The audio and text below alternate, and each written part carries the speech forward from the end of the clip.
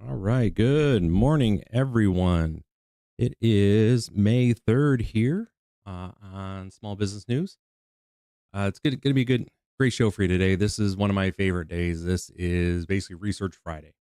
And this is where you get to basically hang out with me for, a little bit of time here while I do research on a particular topic for my clients as part of my job. Typically on Fridays are my admin days. I do have, client work that comes up and, I'm there for that, obviously.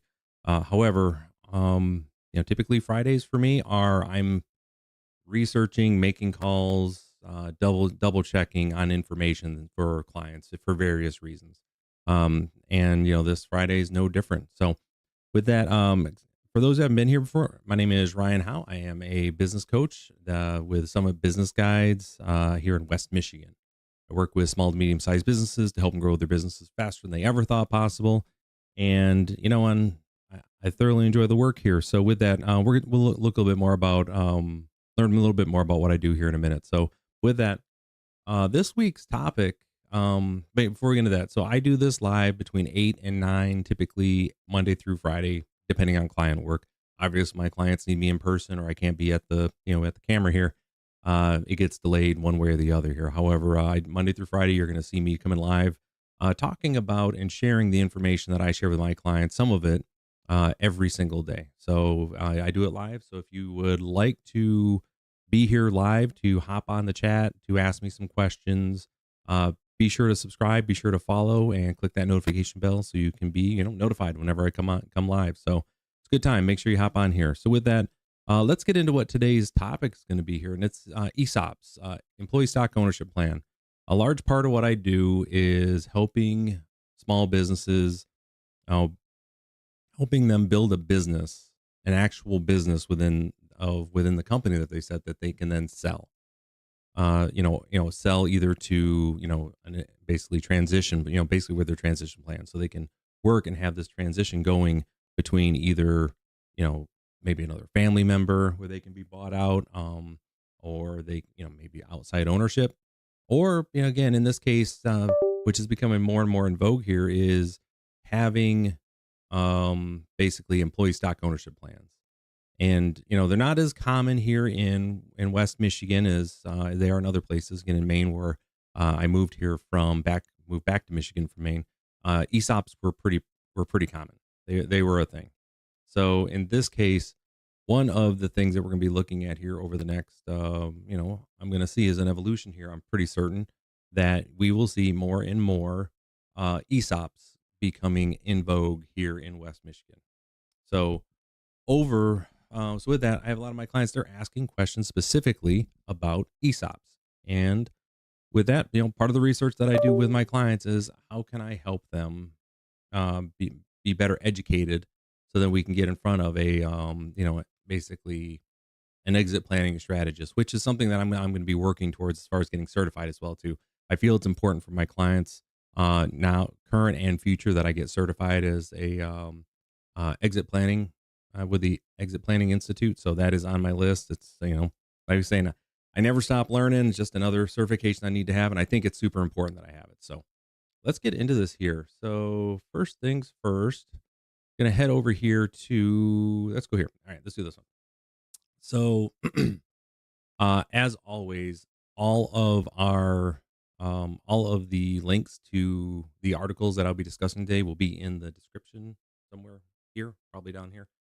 So if you're curious, want to go learn more, go check it out there for sure. Always, you can reach out to me at summitbusinessguys.com if you have additional questions you'd like to ask. So, but with this, for a lot of folks don't know what an ESOP is and an employee stock ownership plan. It's fairly straightforward here. So let's get into it.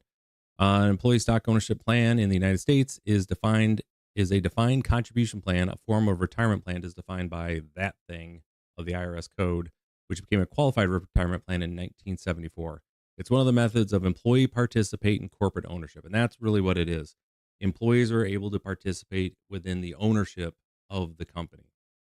And there's restrictions and things have here. And the next article we're going to look at here is going to have this nice diagram to go through. But as always, I like to start with definitions. And so people have better understanding of what they are.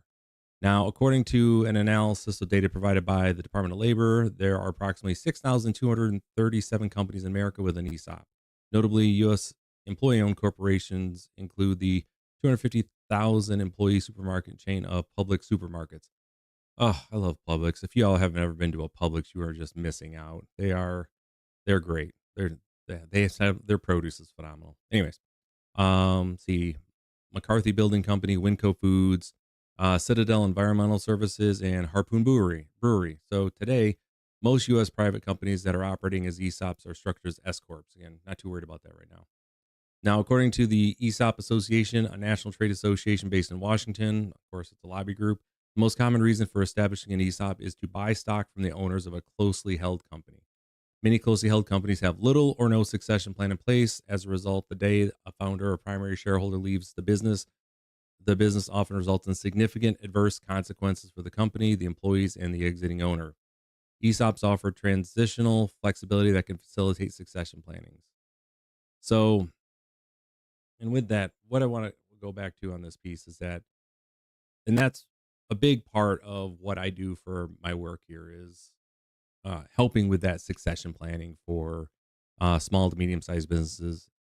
Too many people I know, and this has been my entire adult life, where you have men and women have worked hard for 30 years, built a business, which when they try to sell it actually has no asset value. What they've done is they've actually just created frankly, what tends to be kind of the worst of both worlds.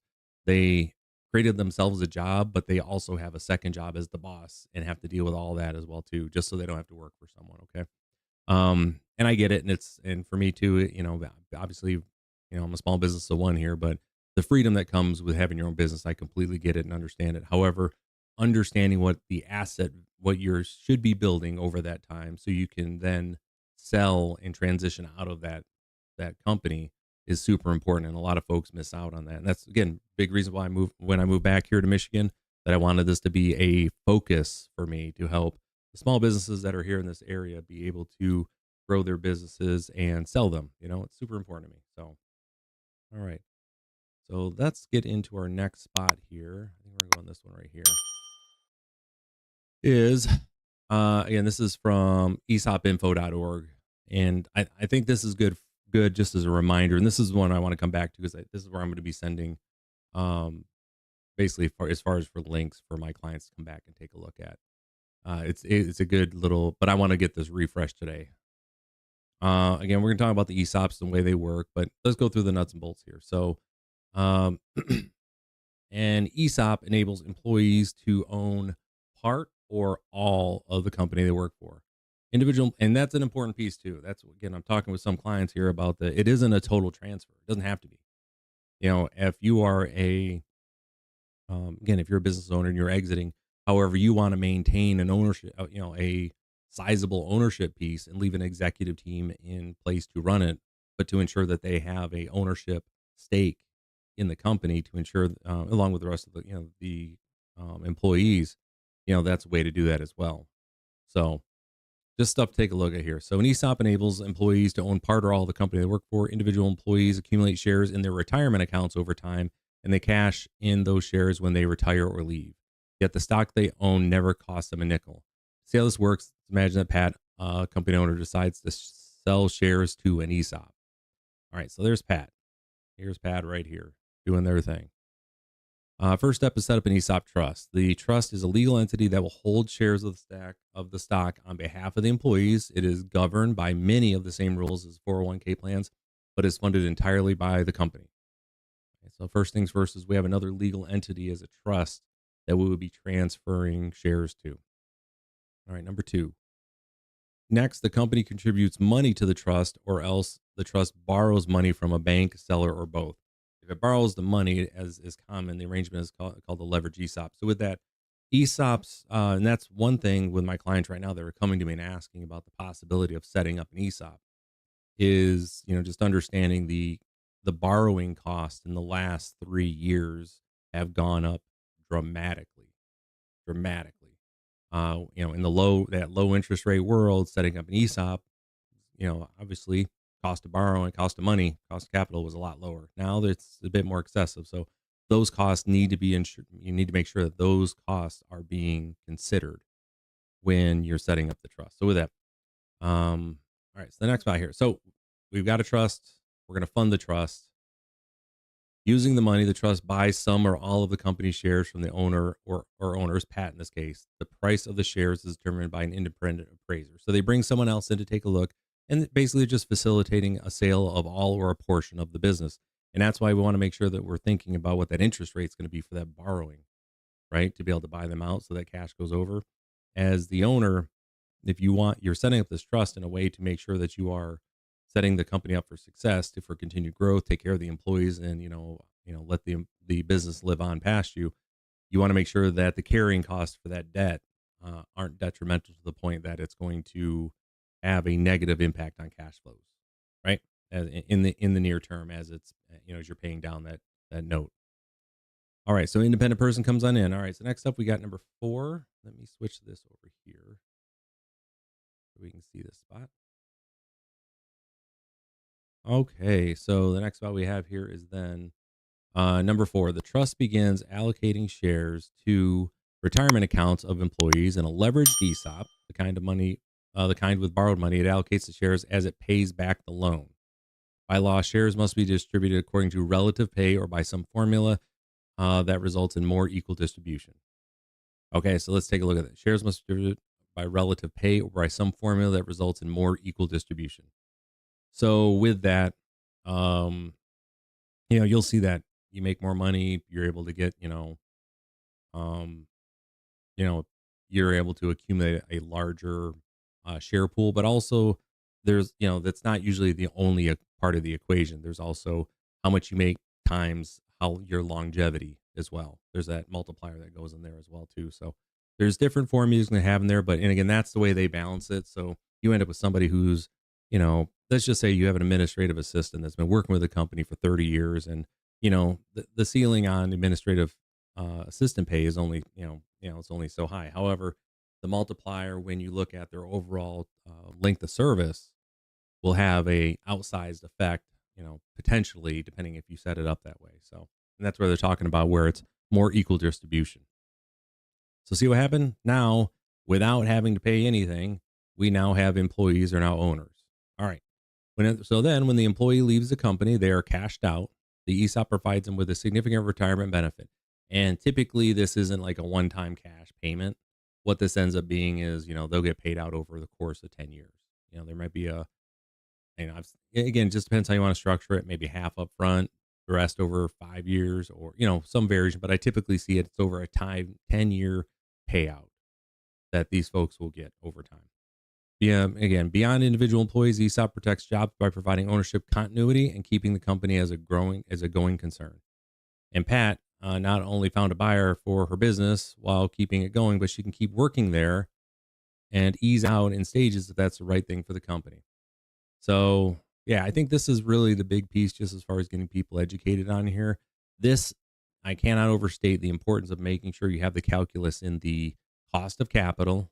That's one thing I've got in notes here for sure, is basically what that cost of capital is, and then coming to what the allocation piece is within the organization itself to ensure that it is as equitable as possible for those individuals, because that's the biggest piece we want to have there is, end of the day, you want to make sure, like I said, that it is equitable. So yeah, that's ESOPs in a nutshell there. Again, that's it for today. And it's a real quick one that we had here as far as going through and just talking about ESOPs. This is a topic of conversation that I've had with multiple clients and again, has been coming up consistently in my communications throughout basically when I've been out and about at different functions. People are asking more and more about what's it like to switch over to an ESOP. So with that, again, if you're curious more about what I do to help small businesses, you can go to summitbusinessguys.com. um, learn more about what I do, learn some of the my current clients that I have here in West Michigan as well as in Maine. I do travel. You come over here. I'm social. You can find all my social links there. Book a call with me. Learn about the Pinnacle, basic Pinnacle business operating system. That's the system I use with my clients to help them grow. It's again helps them structure their business, and this is a part of the process that I use.